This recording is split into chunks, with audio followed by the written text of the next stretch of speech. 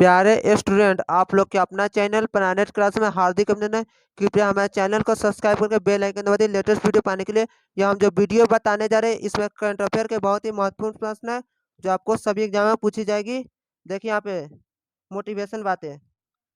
जब भी पढ़ाई करने बैठे हैं जब भी पढ़ाई करने बैठे यह सोच कि आखिरी बार पढ़ रहा हूँ, कल मेरा एग्जाम है। यकीनन इस सोच के साथ की गई तैयारी एक अलग लेवल की होगी। आप बड़े से बड़े एग्जाम आसानी से पास कर लेंगे आसानी से। नमस्कार मित्रों, आप लोग हमारे चैनल को सब्सक्राइब कर दीजिए, बेल आइकन दबा दीजिए। देखिए यहाँ पर पहला प्रश्न हम बता रहे हैं।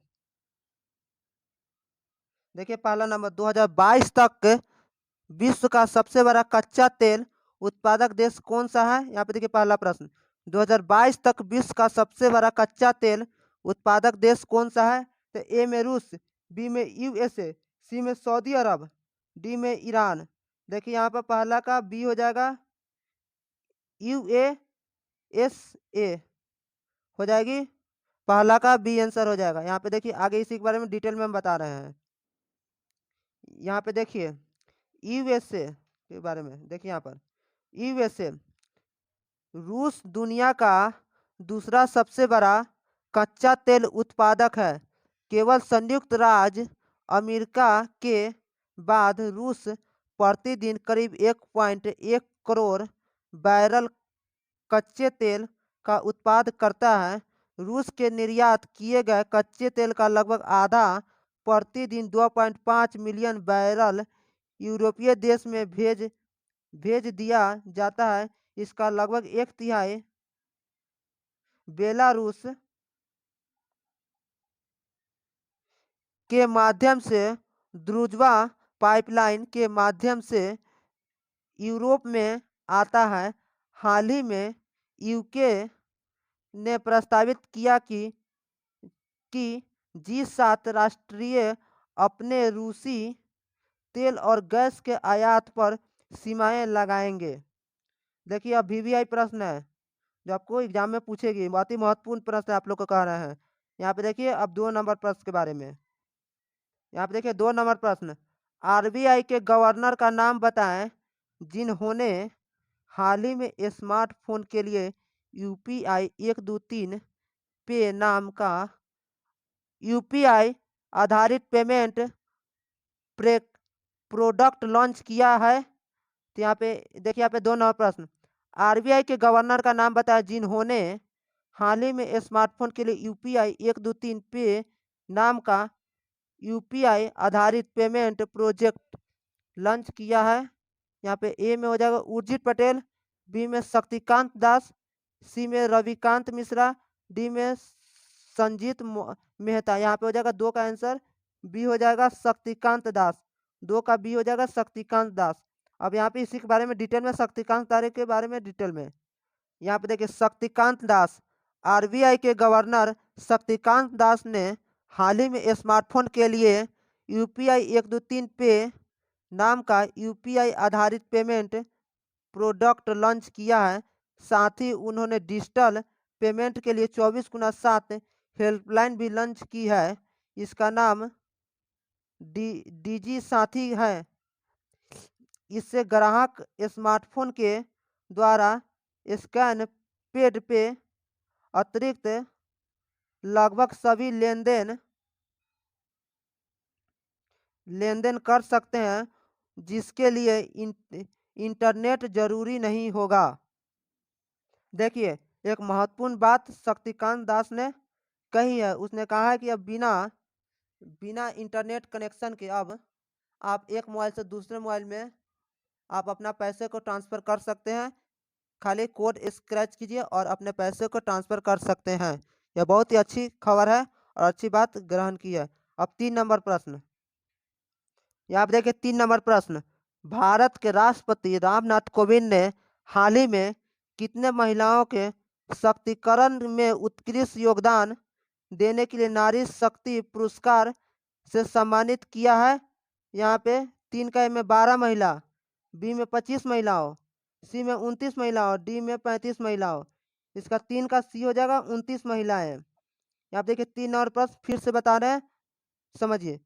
भारत के राष्ट्रपति रामनाथ कोविंद ने हाल ही में कितने महिलाओं के सशक्तिकरण से उत्कृष्ट योगदान देने के लिए नारी शक्ति पुरस्कार से सम्मानित किया है? तो यहाँ पे 3 का हो जाएगा, सी हो जाएगा, 29 महिलाओं को सम्मानित किया है। इसी के बारे में हम डिटेल में बता रहे हैं। देखिए यहाँ पर 29 महिलाओं, देखिए भारत के राष्ट्रपति रामनाथ कोविंद ने हाल ही में 29 महिलाओं के सशक्तिकरण के उत्कृष्ट योगदान देने के लिए वर्ष 2020 और 2021 के लिए नारी शक्ति पुरस्कार से सम्मानित किया है। यह पुरस्कार व्यक्तियों एवं संस्थानों द्वारा किए जाने वाले उल्लेखनीय योगदान हेतु मान मान्यता स्वरूप महिलाओं और बाल विकास मंत्रालय की पहल के अंतर्गत अंतर्गत प्रदान किए जाते हैं। अब यहाँ पे 4 नंबर प्रश्न के बारे में बता रहे हैं। 4 नंबर, देखिए यहाँ पे 4 नंबर प्रश्न, एमएसएमई मंत्रालय द्वारा शुरू की गई समर्थ पहल का उद्देश्य क्या है? अब देखिए 4 नंबर प्रश्न, एमएसएमई मंत्रालय द्वारा शुरू की गई समर्थ पहल का उद्देश्य क्या है? ए में महिला उद्यमिता, बी में मूल्य वर्धन, सी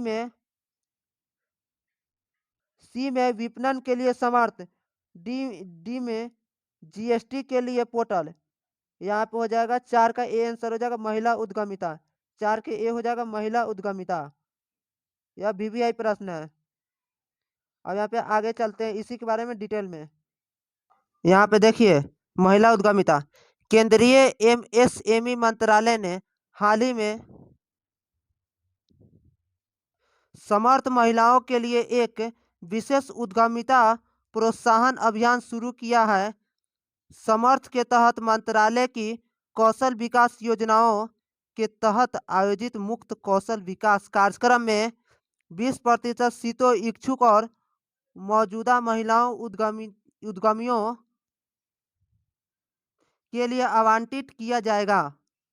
अब यहाँ पे आगे देखिए 5 नंबर प्रश्न, यहाँ पे देखिए 5 नंबर प्रश्न जो महत्वपूर्ण है, केंद्रीय रेल संचार मंत्री का नाम बताएं जिन्होंने हाल ही में गुल्लागुडा और चिटगिडा रेलवे स्टेशन के बीच कवच कार्य प्रणाली के परीक्षण की जांच की है। यहाँ पे देखिए 5 नंबर प्रश्न जो महत्वपूर्ण है, केंद्रीय रेल संचार मंत्री का नाम बताया जिन्होंने हाल ही में गुल्लागुहा और चिटगिडा रेलवे स्टेशन के बीच कवच कार्य प्रणाली के परीक्षण की जांच की है। यहाँ पे ए में हो जाएगा राजनाथ सिंह, बी में हो जाएगा आनवी वैष्णव, सी में हो जाएगा निर्मला सीतारमण, डी में हो जाएगा हरदीप सिंह पुरी। यहाँ पे 5 के बी हो जाएगा आनवी असनवी वैष्णव, असनवी वैष्णव हो जाएगा, 5 के बी हो जाएगा। इसी के बारे में डिटेल में हम बता रहे हैं, असनवी वैष्णव के बारे में डिटेल में। अब ये देखिए असनवी वैष्णव केंद्रीय रेल संचार इलेक्ट्रॉनिक और सूचना प्रौद्योगिकी मंत्रालय श्री असनवी वैष्णव ने हाल ही में गुल्लागुडा और चिटगिरा रेलवे स्टेशन के बीच कवच कार्य प्रणाली के परीक्षण की जांच की है। वर्ष 22 से 23 में सुरक्षा और क्षमता वृद्धि के लिए 2000 किलोमीटर रेलवे नेटवर्क कवच के तहत लाया जाएगा। यहाँ पे यह वीवीआई बात है जो आपके एग्जामों में पूछेगी। अब यहाँ पे चल रहे 6 नंबर प्रश्न के बारे में। यहाँ पे देखिए 6 नंबर प्रश्न, निम्न में से किस टेक कंपनी ने हैदराबाद में भारत में अपना चौथा डेटा सेंटर स्थापित करने की घोषणा की है? यहाँ पे 6 नंबर प्रश्न देखिए, निम्न में से किस टेक कंपनी ने हैदराबाद में भारत का अपना चौथा डेटा सेंटर स्थापित करने की घोषणा की है? तो ए में गूगल, बी में मेटा, सी में माइक्रोसॉफ्ट, डी में आईबीएम। देखिए यहाँ पे ए में गूगल, बी में मेटा, सी में माइक्रोसॉफ्ट, डी में आईबीएम। यहाँ पे 6 का सी हो जाएगा माइक्रोसॉफ्ट, 6 का सी हो जाएगा माइक्रोसॉफ्ट। यहाँ पे इसकी बात माइक्रोसॉफ्ट के बारे में डिटेल में हम बता रहे हैं। देखिए यहाँ पे माइक्रोसॉफ्ट का है। माइक्रोसॉफ्ट ने हाल ही में तेलंगाना के हैदराबाद में भारत में अपना चौथा डेटा सेंटर स्थापित करने की घोषणा की है, जो कि भारत के सबसे बड़े डेटा केंद्र में से एक होगा और 2025 तक चालू हो जाएगा। इससे पहले कि पुणे, मुंबई और चेन्नई में 3 भारतीय क्षेत्रों में माइक्रोसॉफ्ट का एक डेटा सेंटर है। यह वीवीआई बात है। अब आगे चल रहा है 7 नंबर प्रश्न के बारे में। आप लोग हमारे चैनल को सब्सक्राइब करके बेल आइकन दबाइए, लाइक शेयर करते रहिए, सभी वीडियो को लाइक शेयर कर दीजिए। देखिए यहाँ पे 7 नंबर प्रश्न, खबरों में रहा टेलिस स्ट्रक्चर किस सेक्टर से जुड़ा है? पे 7 नंबर प्रश्न देखिए, खबरों में रहा टेलिस स्ट्रक्चर किस सेक्टर से जुड़ा है? यहाँ पे ए में हो गया ऑटोमोबाइल, बी में कृषि, सी में कृत्रिम सुफिया, डी में बैंकिंग। यहाँ पे 7 के बी हो जाएगा, कृषि से जुड़ा हुआ है। अब यहाँ पे कृषि के बारे में हम डिटेल में बताएंगे।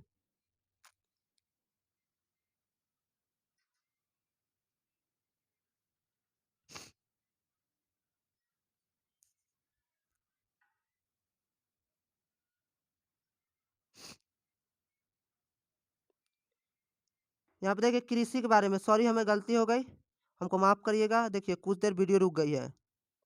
देखिए यहाँ पे नेटवर्क नहीं पकड़ रही थी, इसके कारण हमारी वीडियो स्लो चल रही है। देखिए टिकाऊ खेती के एक भाग के रूप में 20 दशमलव भूमि भूमि पर 4 स्तंभों, बांस के खंभे और रस्सियों के उपयोग करके एक सलाए सलाखे संचार तैयार की जाती है।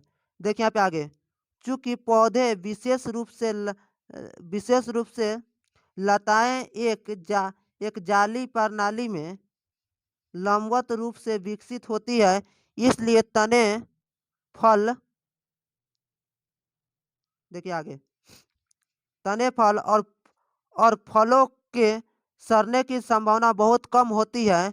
इस प्रणाली ने ओडिस ओडिशा के कई आदिवासी गांव में अच्छा काम किया है। अब यहाँ पे आगे चल रहा है 8 नंबर प्रश्न के बारे में।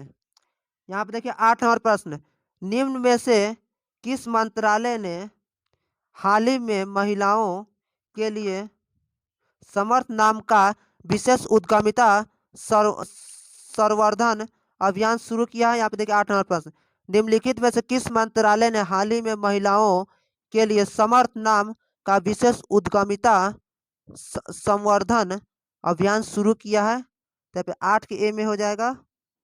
देखिए यहाँ पे एमएसएमई मंत्रालय, बी में जनजातीय मंत्रालय, सी में शिक्षा मंत्रालय, डी में विज्ञान मंत्रालय। यहाँ पे हो जाएगी, देखिए यहाँ पे 8 के ए हो जाएगा, एमएसएमई मंत्रालय हो जाएगा, 8 के ए हो जाएगा। अब यहाँ पे देखिए इसी के बारे में डिटेल में बता रहे हैं। देखिए एमएसएमई मंत्रालय के बारे में बता रहे हैं डिटेल में।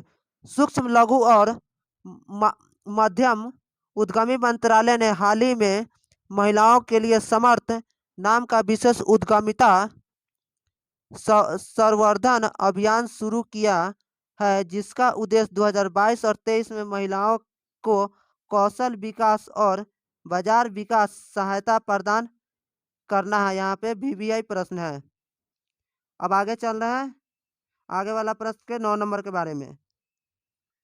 देखिए यहाँ पे 9 नंबर प्रश्न के बारे में, हाल ही में किस कंपनी ने मुंबई भारत का सबसे बड़ा व्यापार और सांस्कृतिक केंद्र खोलने की घोषणा की है? यहाँ पे 9 नंबर प्रश्न देखिए, हाल ही में किस कंपनी ने मुंबई में भारत का सबसे बड़ा व्यापार और सांस्कृतिक केंद्र खोलने की घोषणा की है?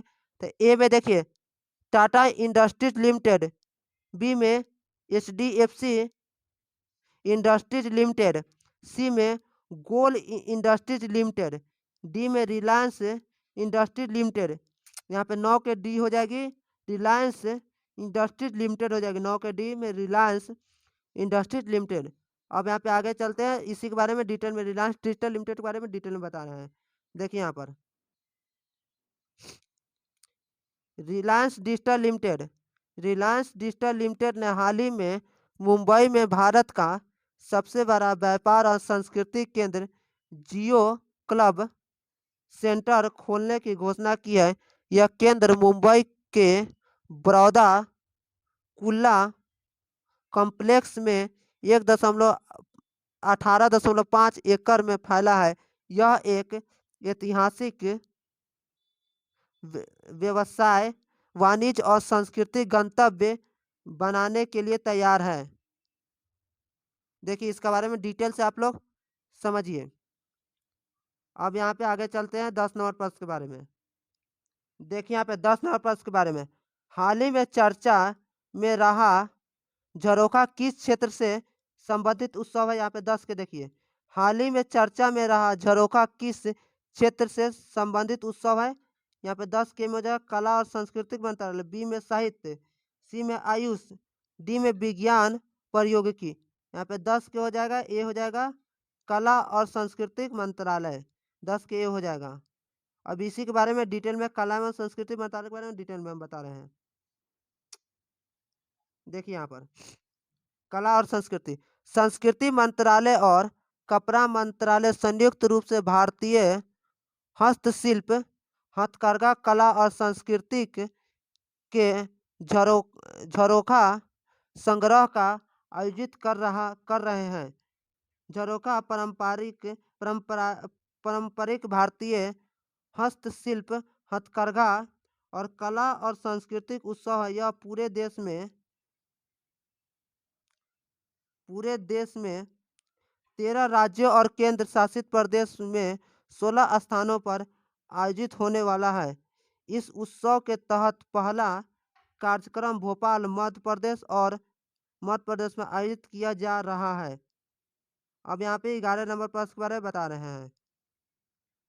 यहाँ पे 11 नंबर प्रश्न देखिए, यहाँ पे 11 नंबर प्रश्न देखिए, निम्न में से किस मंत्रालय ने हाल ही में PMSYM योजनाओं के तहत दान ए पेंशन अभियान की शुरुआत की है। यहाँ पे 11 नंबर प्रश्न देखिए, निम्न में से किस मंत्रालय ने हाल ही में PMSYM योजना के तहत दान ए पेंशन अभियान की शुरुआत की है। तो ए में हो जाएगा विज्ञान मंत्रालय, डी में हो गया जनजातीय मंत्रालय, सी में शिक्षा मंत्रालय, डी में श्रम मंत्रालय। यहाँ पे 11 का डी हो जाएगा श्रम मंत्रालय। यह VVI प्रश्न है, ये एग्जाम में पूछवे करेगी, ये एग्जाम में हमेशा पूछेगी। देखिए श्रम मंत्रालय के बारे में डिटेल में हम बता रहे हैं। देखिए यहाँ पे श्रम मंत्रालय ने हाल ही में प्रधानमंत्री श्रम योगी मान धन योजना के तहत दान ए पेंशन अभियान की शुरुआत की है, जिसके तहत नागरिक अपने तत्काल सहायक कर्मचारियों जैसे घरेलू कामगारों, ड्राइवरों, सहायकों आदि के पेंशन फंड में प्रीमियम राशि दान करके योगदान कर सकते हैं। यह VVI प्रश्न आपको एग्जाम में पूछी देगी। यहाँ पे आगे चलना है 12 नंबर प्रश्न के बारे में। यहाँ पे 12 नंबर प्रश्न देखिए, इंडियन ग्लोबल फोरम की वार्षिक शिखर सम्मेलन का आयोजन किस शहर में किया गया है। यहाँ पे 12 नंबर प्रश्न देखिए, इंडियन ग्लोबल फोरम वार्षिक शिखर सम्मेलन का आयोजन किस शहर में किया गया है। यहाँ पे ए में पुणे, बी में चेन्नई, डी में दिल्ली और डी में बंगलोर। यहाँ पे 12 का डी आंसर हो जाएगा बेंगलुरु। चैनल को सब्सक्राइब कर दीजिए। यहाँ पे बेंगलुरु के बारे में डिटेल में हम बता रहे हैं। देखिए यहाँ पे बेंगलुरु के बारे में, इंडिया ग्लोबल फार्मेसी की वार्षिक शिखर सम्मेलन का आयोजन हाल ही में कर्नाटक के बेंगलुरु में किया गया है। यह इंडिया ग्लोबल फोरम का बेंगलुरु में पहला संस्करण है। अंतर्राष्ट्रीय व्यापार और वैश्विक नेताओं के लिए एजेंडा सेटिंग फोरम IGF ऐसे प्लेटफॉर्म का चयन करता है। आईजीएफ, यह बहुत ही महत्वपूर्ण है आईजीएफ। अब आगे चलते हैं 13 नंबर प्रश्न के बारे में। यहाँ पे देखिए 13 नंबर प्रश्न, भारत और किस देश के बीच द्विपक्षीय समुद्री अभियान का नौका संस्करण SLI सेलेनेक्स 2022 विशाखापट्टनम में आयोजित किया गया है। देखिए यहाँ पे 13 नंबर प्रश्न, भारत और किस देश के बीच द्विपक्षीय समुद्री अभ्यास का नौका संस्करण स्लाइनेक्स 2022 विशाखापट्टनम में आयोजित किया गया है। यहाँ पे 13 के में भूटान, बी में नेपाल, सी में श्रीलंका, डी में म्यांमार। यहाँ पे 13 का सी हो जाएगा, श्रीलंका में आयोजित किया गया है, श्रीलंका के साथ आयोजित किया गया है। देखिए श्रीलंका बारे में डिटेल में देखिए यहाँ पे श्रीलंका, भारत और श्रीलंका के बीच हाल ही में द्विपक्षीय समुद्री अभ्यास का नौका संस्करण स्लाइनेक्स 2022 विशाखापट्टनम में आयोजित किया गया है, जबकि पिछला संस्करण अक्टूबर 2022 में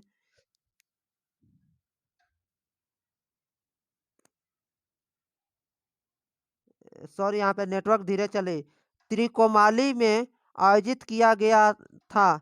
इस अभ्यास का उद्देश्य नौसेनाओं के बीच बहुआयामी समुद्री संचालन के लिए आपसी समझ को बढ़ाना है। यह महत्वपूर्ण बात है। देखिए आप लोग हमारे चैनल को सब्सक्राइब करिए और बेल आइकन दबाइए। आप ही के लिए हम इतना मेहनत कर रहे हैं जो आपको एग्जाम में महत्वपूर्ण रहेगी और आपकी एग्जाम में पास करवाते रहेंगे। यहाँ पे देखिए 14 नंबर प्रश्न, 2 दिवसीय स्टडी इन इंडिया बैठक का उद्घाटन किस देश में किया गया है। यहाँ पे 14 नंबर प्रश्न देखिए, 2 दिवसीय स्टडी इन इंडिया बैठक का उद्घाटन किस देश में किया गया है। यहाँ पे 14 के में भूटान, बी में चीन, सी में बांग्लादेश, डी में तंजानिस्तान। यहाँ पे 14 का सी हो जाएगा बांग्लादेश, 14 का सी में बांग्लादेश हो जाएगा। बांग्लादेश के बारे में डिटेल में देखिए यहाँ पे बांग्लादेश, 2 दिवसीय स्टडी इन इंडिया बैठक का उद्घाटन हाल ही में बांग्लादेश के ढाका में भारतीय उच्चायोग विक्रम डोराईस्वामी और बांग्लादेश के शिक्षा मंत्री डॉक्टर दीपू मोनी ने किया है। इससे दोनों देशों के बीच शैक्षिक आदान प्रदान के दोनों देशों के बीच मैत्रीपूर्ण संबंध और मजबूती होगी। अब यहाँ पे आगे 15 नंबर प्रश्न जो आप लोग के लिए बहुत ही महत्वपूर्ण है। देखिए यहाँ पे 15 नंबर प्रश्न, करेवा उपजाऊ जलोढ़ मिट्टी के निरपेक्ष किस राज्य या केंद्र शासित प्रदेशों में पाए जाते हैं। देखिए यहाँ पे 15 नंबर प्रश्न, करेवा उपजाऊ जलोढ़ मिट्टी के निरपेक्ष किस राज्य केंद्र शासित प्रदेश में पाए जाते हैं। देखिए यहाँ 15 का ए में उत्तर प्रदेश, बी में पश्चिम बंगाल, सी में जम्मू और कश्मीर, डी में बिहार। यहाँ पे 15 का हो जाएगा सी हो जाएगा जम्मू और कश्मीर, 15 का सी हो जाएगा। अब यहाँ पे जम्मू कश्मीर के बारे में डिटेल में देखिए, यहाँ पे जम्मू और कश्मीर, कश्मीर घाटी की अत्यधिक उपजाऊ जलोढ़ मिट्टी के निरपेक्ष करेवास कहलाती है। पठार 13,000 से 18,000 मीटर मोटी जलोढ़ मिट्टी और तलछट जैसी बलुआ पत्थर और मिट्टी के पत्थर है। यह केसर, बादाम, सेब और कई अन्य नकदी फसलों की खेती के लिए आदर्श स्थान है। समाचारों में देखा गया है, हम लोग न्यूज़ पर यह सब बात देखते हैं, क्योंकि विकास के नाम पर करवाओं को नष्ट किया जा रहा है। यह बहुत ही महत्वपूर्ण प्रश्न है, इसको आप लोग बार बार देखते रहिए। 15। थैंक यू, जय हिंद। हमारे चैनल को सब्सक्राइब करके बेल आइकन दबा दीजिए। थैंक यू, जय हिंद।